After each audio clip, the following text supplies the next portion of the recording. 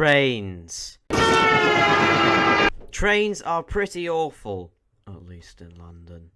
The amount of garbage that I've had to go through every single school day just to get there is absurd, and shouldn't be placed on the shoulders of any 14-year-old. And that's not even the worst part. I have been doing it since I was 12. Any public transport is bad enough when you're some butch guy who has to get squashed by other people and swallow his pride a bit. No one even seems to care when there are midgets half their size trying to squeeze through just so they can breathe.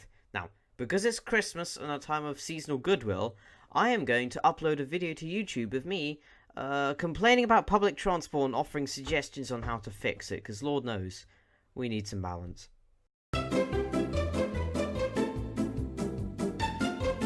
The worst problem about trains, for me personally, is the lack of personal space on trains at any given time.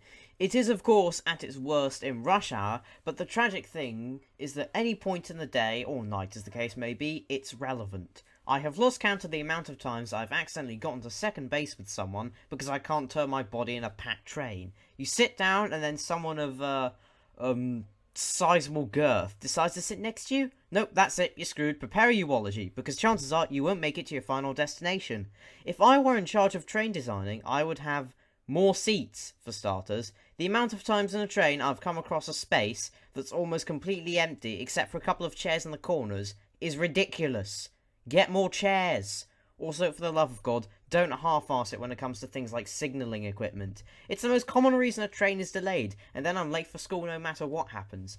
You might be thinking, oh, Mr. Walter Ninja Productions, why don't you get the next train and arrive at school just in time? Because the next one is packed to the point where physical entry is impossible. This is a real problem for me, because I'm an Aspie and I hate physical contact with other people.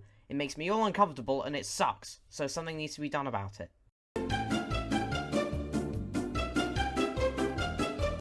Bloody hell, why do I start with these things? You know those really depressing adverts that you see on the television twice a year, normally at Christmas time? Yeah? Yeah, well, on the train, you see them every day. Do I need this? No, I don't. It's hard enough to go to school when you don't want to. What doesn't freaking help is seeing advertisements for deaf, blind children or lonely pensioners or starving donkeys in Cambodia. I don't need this. I'm struggling to find my happy place with the prospect of GCSEs looming over me, and rubbing salt in this wound are these adverts that make you feel like an arsehole. The fix here is simple. Change the adverts, please. For this point, I feel like I should point out that I don't personally blame the people for this. Truly, it's not their fault that they can't physically move. But the fact is that you can't get on the train because of people stuck in the doorway who then cause delays. I would talk more about this topic, but it goes back into the personal space argument, so please see that for reference. Stupid arsehole pigeons taking up space.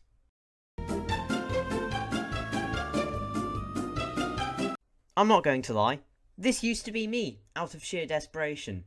But now that I've changed my ways and expressed remorse, I feel like I'm entitled to complain about this as well. The fact is, it's not that bad if you try to be as small as possible or something. That shows that you at least care. But those people who just sit cross-legged on the floor and then they try to damn well meditate. Alert, alert, ponce level, DEFCON 5, alert. Whilst I don't mind meditations, a train carriage is not the place, and rush hour is not the time. Another easy fix, just don't sit on the floor, you twats. Oh my god. Few things are more stupid annoying than being cranky in the afternoon and hearing some baby cry its arse off. Now, I have sympathy for the mothers. I really do, but it's horrible to hear. It's just horrible. It's awful to hear someone in distress, and the cry of a baby is one of the worst sounds in the world. It's between nails on a blackboard and Justin Bieber's voice. As for a solution, there really isn't one.